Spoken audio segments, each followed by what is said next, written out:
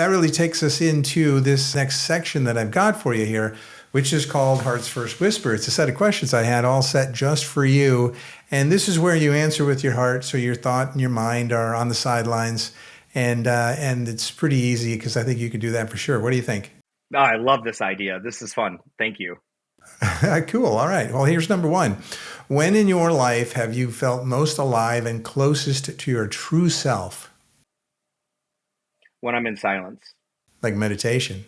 I think just when I'm by myself, it doesn't matter what I'm doing. I could be doing the dishes or, I could be, I'm an artist. I like to draw. I like to paint. I like to edit video. I like the graphic design.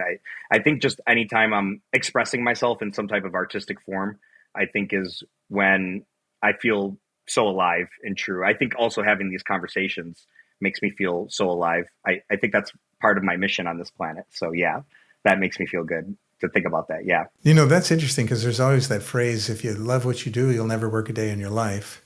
And Yeah. if you combine that with meditation, like you said, if you just even doing the dishes, you can get lost in meditation or art or whatever it might be. That's a great answer. Now you're thinking. Now that's what I mean by what I say. Like everything could be enjoyable. It's just up to you to, perspective is like filters on a phone.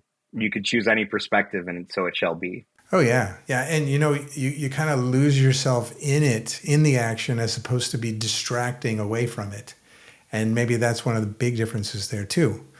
Well, that takes us to number two, which is what's one fear you stared down that changed you forever besides the Doberman Pinscher? Yeah, that's a good one. There's a lot. I think starting my business. When I first started getting into personal development coaching, I wasn't sure if I brought value or not. And I think most people go through that when they're trying a new endeavor.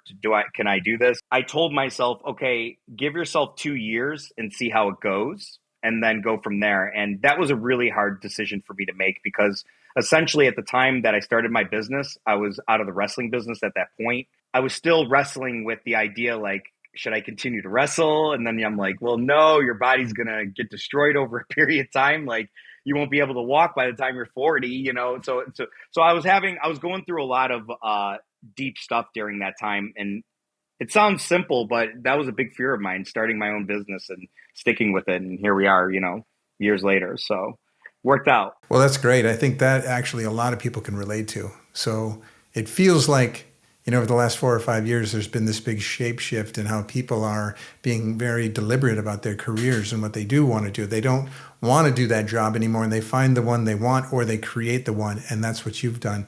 And there's always some, well, there doesn't have to be, but oftentimes there's some anxiety in that until, like a boat, you start planing out on top of the water and it's a little less effort each day and the success makes you smile. I would like to add something to that. I think people struggle with the fear of things because they don't feel like they're ever smart enough. I see that a lot with people. Like they might feel like, I want to start this business, but I'm not educated enough. And this is what I'll say. I didn't get too much into it earlier, but I want to say it real fast. I have a rule system. I think what you experience out of your body and you see it instantaneously, the same rules apply when you're in body.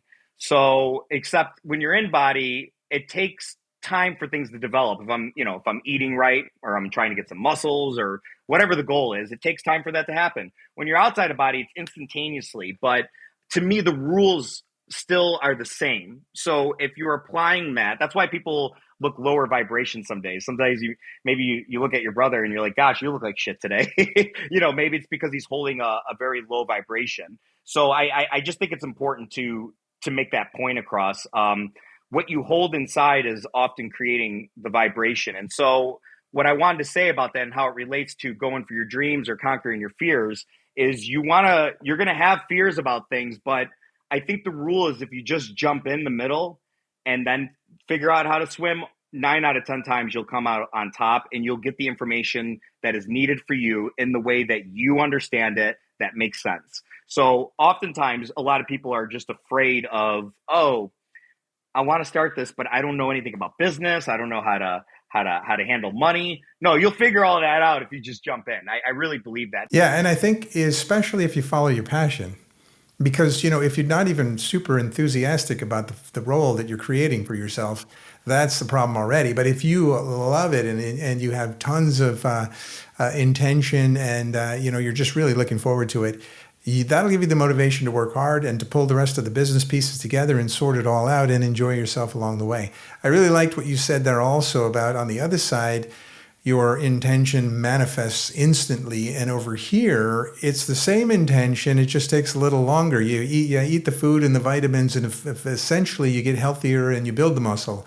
A little slower over here, but the game's the same. It's just a little bit slower. That's an interesting way to look at it. Absolutely. What matters to you becomes matter. What matters to you becomes matter. I love it. Hey, number 3, what's something you used to believe about God or reality that's evolved? I always believe in a God. I don't know if I define the God, though. So I think when I was younger, I grew up in a Catholic household. Out of bodies kind of blew that whole thing out of the water for me because I started saying, well, hang on a second. I don't know, man. I don't know if this is true or not. And I tried not to, in my early years, I was playing this game of like, oh, I don't think it's true. I think they're lying to us and blah, blah, blah. And you get in these negative kind of tailspins about what you think it is. And I think how it's evolved is I do believe in God. And I believe if they say we are pieces of God, then we are all creators, mini creators. So I think in the way, once again, going back to like how you define things in your life to be true, so it shall be. And the way I define God or reality right now, I would say it's evolved in the sense that I think I look at it differently and I feel like I'm always communicating with it through symbolism and what I'm seeing in my day, not just through the people I'm talking to, but like just it's like that perfect song plays on the radio or on your phone at the perfect time. And you're like, oh, like, I feel like it's always kind of playing, pass with you with the ball. And to me, I think it's evolved in that sense. So it started off with a lot of praying to Jesus and Mary. And I think it's evolved into all of that still but also adding the repertoire of, oh, God, I see you talking to me here. Or, oh, God, I see you talking to me through this person named Brad. By the way, you look like a Palladian. I had to say that. I had to mention that. You look like a Palladian to me. Hopefully a Palladian is a good thing. I'll take it, hopefully it's a compliment. I'm going to have to go look that up. But, it does sound like you're talking about synchronicity in some ways. If you see 1111 or 555 or whatever number, is important to you, you see that and you feel like it's maybe your spirit guide's kind of having some fun telling you you're on the right track, hopefully, could be. But Yeah. also, when you think about it, do you think about what created everything that I'm experiencing? That's a mystery. I like saying I don't know and then coming up with an answer because first off, I don't know. I don't think any of us do. And I think that's sometimes part of the process, right? I think the thing about humans is we're infinitely curious and we're trying to uncover the mysteries, but I don't think the mysteries are uncovered so much through like one day you get the answer and you're like, oh, ding, that's the answer. I think it's uncovered through very subtle experiences that continue to compound in your life over time, and you start to see things differently. And it's not like a one day you say, aha. It's just it continues to evolve. So God, it's all. I don't know how this was created. I think it's fascinating. Sometimes I have a theory that like once again, I think there's like angels. I think there's many gods, so to speak, playing a game. You can call it the simulation. I mean, you can call it whatever you want. I don't know. I play around with this idea all the time with myself. It's a fun question. There's also a part of me that likes knowing that I don't know, because I think it makes life more interesting. Because I feel like through my experiences and the 39 years I've been on this planet, I continue to uncover new truths or things that seem true to me at that time and resonate. So it's a fascinating concept, but maybe we're just all God experiencing itself. Well, yeah, I've heard that many times also. And so you'll never really potentially know the answer, but what you can sort of judge it on is the experiences that you're having. Now, from all the experiences, if you gathered them all together on this side and that side, how would you refer to that is the creator of everything? Some people go to the other side in an NDE and they say, I feel unconditional love. Do you feel that in an OBE? Oh, yeah, of course. Absolutely. Absolutely. I think you feel what you are. Aha. Now we're getting somewhere again. You see what I'm saying? It comes back down to you, doesn't it? Your experience and what you see. So I have a theory. I think archangels. I think they're controlling a lot of things. And then something above that. But I think archangels is yeah. I think archangels are playing a little bit there, and I don't see it as like Archangel Michael, Archangel Gabriel, Archangel Uriel. I don't see it like that. I see them. I think there's a lot of those guys up there, and I think I see them in like a ring. I don't know what the hell that is, but I think they have something to do with something. But for me to say what it is, or I'm not too sure. But it's a fun. It's something I do look at. I mean, angels are very interesting to me. That yeah, because I see them. That's what I see a lot of. Got it. And by the way, the term you brought up a minute ago goes right into question 4, which is what's one thing your angels or guides have revealed to you about the real meaning of love? To love yourself. To love anything outside of you must mean you're content with yourself for that moment, even if you don't love yourself outside of that thing that you love. The meaning of love is in your conversations with people. It's how you communicate. It's taking accountability for your actions, good or bad. I think it's looking. I think to me that's all love. Like doesn't seem like it. Maybe say you got caught lying or something. Doesn't seem like love, but to admit it would be a form of love, from my perspective, because you're surrendering yourself. In other words, and what's fascinating about human beings is a lot of people are afraid about other human beings, like judging them or whatever. But I think actually most human beings are very understanding ultimately, and I think whenever we see each other holding ourselves accountable, we'll usually say, "Oh, it's okay, that's cool." And to me, those are like really important steps to understanding what love means is holding yourself accountable. Once again, yeah. And the game is with yourself. I mean, this is I'm going to go on and on about this constantly because I just it's the game is you. It's just how you're communicating to yourself.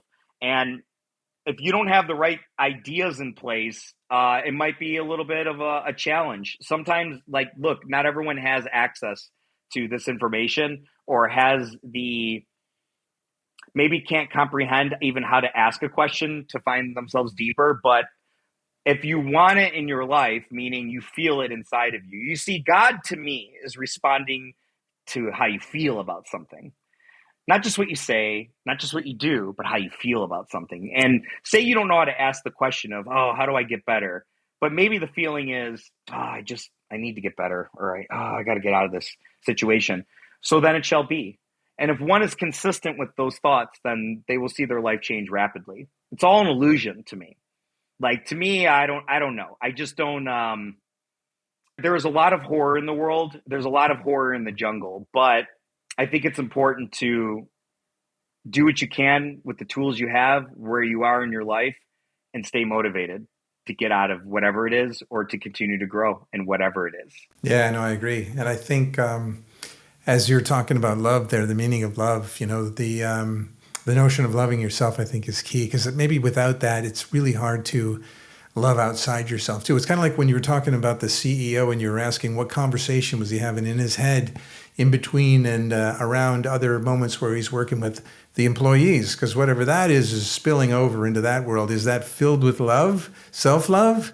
Because if it is, more than likely it'll be poured out with love to the employees also. Now that really brings us into this lovely question number 5, which is, has your mother visited you since her passing, or have you found a way to meet her beyond the veil? I sure have. Yeah. It was days after she died. I left my body and I was out. So I grew up in Buffalo, New York, and I went home to visit my brothers and be there for my mom. So she died the day after Easter. I was on my way home at the time, but she passed away. I got to talk to her on the phone before she passed. It was probably about 2 or 3 days after she passed away. I was actually sleeping in her room, and I had left my body, and I was almost like a child seeing through the eyes of when I was like 7. It was fascinating. And I was walking in the backyard, and well, the way to describe this is so by the time I became a teenager and got out of the house and went in the wrestling business, we had a tree in the backyard that was cut down.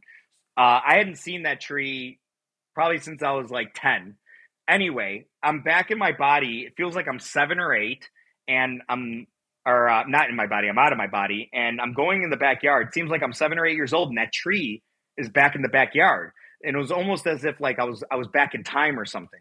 And I was like, oh man, I remember that tree. And I'm looking at the backyard and it's completely different than it was currently. So I was like, oh, I'm in a different time frame. And this is the thoughts I'm having. And I'm looking up at the tree, and it was a cherry tree. We used to always pick the cherries off of it and eat it. Anywho, at the very top of the tree, I saw my mother's eyes, like looking over, like there was branches in front of her, kind of like this, and it was almost as if she was looking down at me. And I just started screaming her name. I was like, "Mom, mom, mom!" And I'm screaming as hard as I can. And she came up and she like floated, and she was in her pajamas, the same pajamas she passed away in. She was in her pajamas, and I just saw her like open her mouth, and this light shooting through her mouth and her eyes, and it freaked me out. It was like, "Oh no, what does that mean?" It looked like she was being crucified or something. It scared the hell out of me. And I'm screaming, "No, mom, wait, no." And all of a sudden she dissipated in front of me. I wake up, I'm crying, and my brother heard me actually. He's like, "Hey, dude, you okay? You screaming mom's name?" I was like, "I saw mom." I'm telling him all about it. And I thought, the way I interpreted it when I came back was, oh, I think she released herself to the ethers. In other words, like maybe that was the last time I saw her form. And then, I don't know, maybe months later, I don't know, maybe 6 months later, I'm going to take a guess on that. 6 months later, I have another experience where I see this guide, and it's one of those like those football shaped looking head type of guys. And it was like, "Oh, do you want to see your mother?" When it's communicating with me, it's like through the mind. It's just an understanding. It's like, yes, I would love to see my mother. And it's taking me through this like dance hall, and it seems like I'm in what seemed to be like a dance club or something. Like lights were dark and it was flashy, and people were having fun. And I saw my mom, and she was young. She looked beautiful. I was like, damn, look at her. And she was just dancing, and she goes, "Jamin, come dance with me. Come dance with me." Now here's a crazy story I'm going to tell you about. She goes, "Come dance with me." And I'm like, "No, mom, you." I'm looking at it. She had like looked like what seemed to be a glass of wine in her hand. And I was like, "Oh, mom, you shouldn't be drinking. Maybe I'll make sure you get home safely." She's like, "No, just dance with me. Just enjoy this moment." That's what she kept saying. "Dance with me. Enjoy the moment." Okay. And she's waving the scarf. Now here's the crazy part. Okay. So I tell my brothers about that. And we always share stories about how we saw mom somehow. My brothers also have out of body experiences. That's another story. But we all like to compare our notes and have fun with that. Weeks later, my aunt, my mom's sister, her husband, uh, Rich, calls my brother one day and says, "Hey, I saw your mom. I was getting up and going into the bathroom one day in the middle of the night, and I saw like a silhouette of your mom in the bathroom waving a scarf. And the feeling I got is, oh, she might be coming for me soon." And my brother Nathan's like, "Oh, well, that's kind of eerie or whatever." And so Nathan tells me about it, and we're like talking about it. Well, several days later, he died in his sleep. And that was just interesting. And so once again, I sorry, I went off into a tangent, but these things, those are things you don't know how to explain, but obviously we're all in communication still. You know what I'm saying? Like, to me, it shows me that everything is always happening, whether it's in body, out of body, it's happening all in real time. Yeah, and you have the advantage of experiencing on both sides. So when someone does pass, there are a lot of folks that do grieve a lot, as you would imagine. And a lot of them watch podcasts like this to actually hear experiences of folks that have had handies or out-of-body experiences, to know that they connect with these folks, that it isn't the end, that they're definitely still with us in another dimension, another frequency. We'll either see them now through an OBE, or we'll certainly see them as we transition. Also, that's really comforting to hear. And, we talked about number 6 here a little while ago, which is this world the real arena, or are we living in a kind of spiritual simulation? I think it's both. I think we are in a magnificent game, and our parts matter. What we do matters. I really believe that. How it works, I don't know, but I think to me, it's all living life. You know, when I leave my body, it's living life. I get the impression, based on my experience, okay, when you die, most likely what's going to happen is you're going to say, "Oh, I thought that was real. This is real. Wow, how do I go back and experience that again?" That's the impression I get. That's what I'll say about it. It's all one. Does that make sense? Right. So this is the dream that you wake up from. Ah, yes. Yes, yes, yes, yes, yes, yes. In my opinion, yeah, you're picking up what I'm dropping. Yes. Exactly. Well, with all the wrestling you've done, I wanted to drop this question in there for sure, which is, what does power mean to you now? Power to me means discipline. Discipline as a human, discipline in your morals, your values, your principles. I just think discipline is a very important thing to have in your life. I mean, out of body experiences to for me have been is discipline. Training or eating right or training jujitsu. I love jujitsu. I love all those disciplines because I think they help me navigate this world in a way that allows me to enjoy my life. I'm not really a sad guy. I'm a very happy person. If anything, I get sad when I see circumstances for other people that are harder, and I think to myself, gosh, that must be hard for them. That might be a source of my sadness, but for the most part, power to me is really understanding what you are and how you can affect people for the good or the bad. I think that's real power. And power can be used in ways that are not good, obviously. And powers can be used in a way that I think enriches your life. And what I mean by enriches, I'm not just talking physical money, I'm talking in spirit, when you're living life and you're experiencing this reality, maybe not from a place of complacency or a place of where you're just, you're so run down with life. Everything's the same. It's always the same. That's the experience I see through other people's perspectives when they talk to me. I'm like, oh man, they've been seeing the same pattern for like 20 years.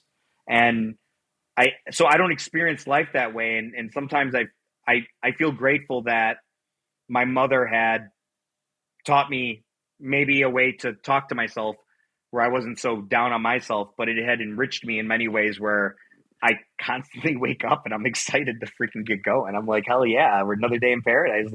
Let's go do this. People ask me all the time. They're like, hey, how you doing? I'm like, another day in paradise. And they're like, oh, you call this paradise? I'm like, well, yeah, actually I do. Actually, as a matter of fact, I do. I think we're definitely onto something here. I mean, we're in a cool time right now where technology and everything is kind of leading the way. Some people are against it. I'm just all for evolution. I see where we're going, and you're in a jungle. You better pick up if you're not understanding things. That's kind of my thought process around it. So that to me, that's power. So you say you see where we're going. When you're on the other side, do you have the ability to take a look at future possibilities? Yeah. So like crypto, for example, I saw crypto. Gosh, like when I was in my early 20s, like years and years and years and years and years ago. Well, I guess over 20 years ago now. Yeah. Uh, I saw crypto, but I don't know if I saw it maybe the way it is, but I saw that we were like doing things digitally and we're like putting our hands up to things and it's like ding and you buy the item. So what's interesting about okay, I gotta say this. I should have made this point earlier. What's interesting about out of body experiences is you'll see that it is a higher version of what you see on Earth. It's like almost like Earth is imitating something you see on a much grander scale, if that makes sense. It's like we have stores and then there's like places where I don't know if it's like you're buying items, but there are things that you can get that are in like these tubes. I don't know what the hell you call them. They're purple, they're green, they're all different colors, and it's some type of liquid that these things drink. And I've never had them. I can't grab them, but I can perceive them, and I see other beings drinking them. I don't know what the hell it is, but to me, the way I interpret it is, oh, so Earth is like an imitation of all this. This is the real thing.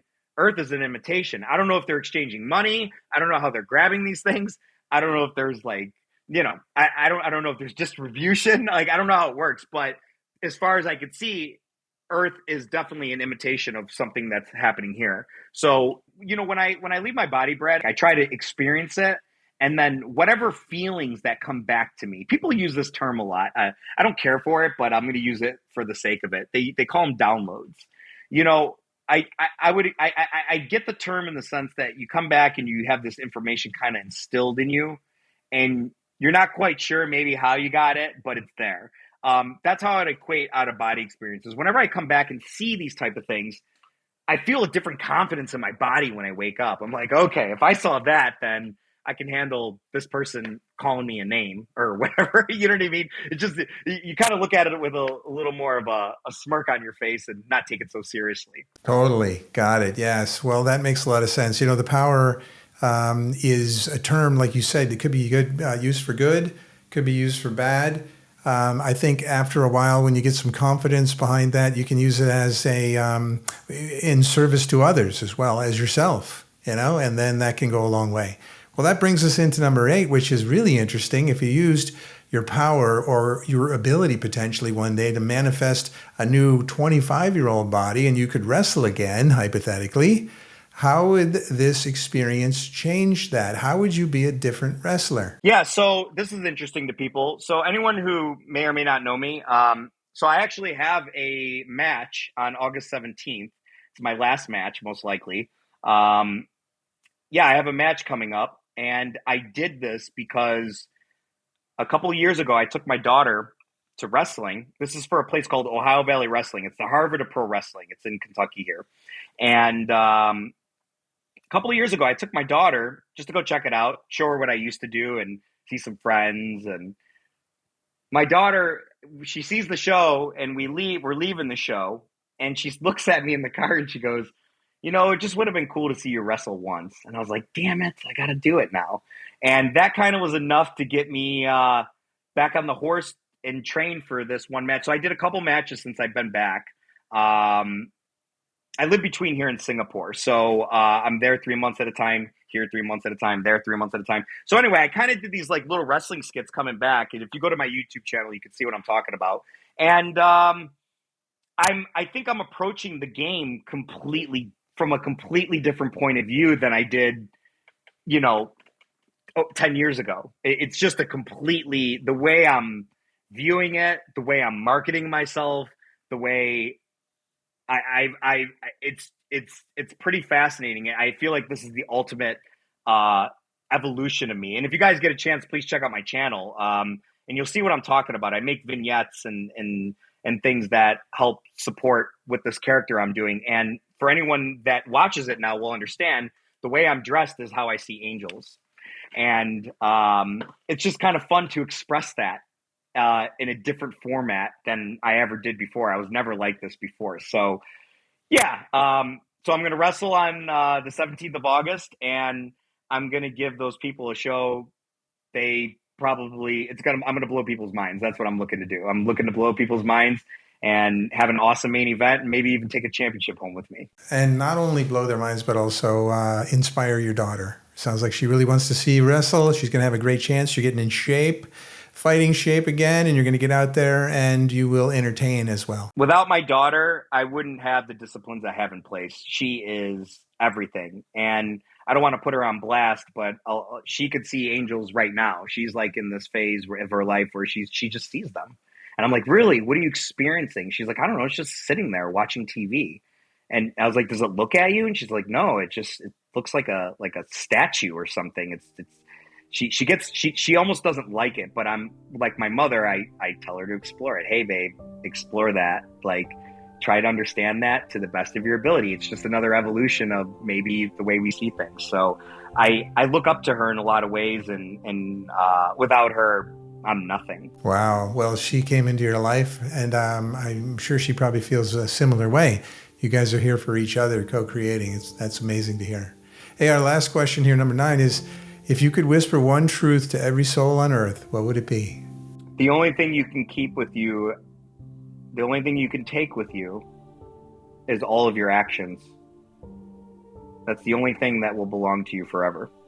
So you're saying live your life knowing that that value that you take with you are the lessons, the wisdom, right? And the actions that have caused that.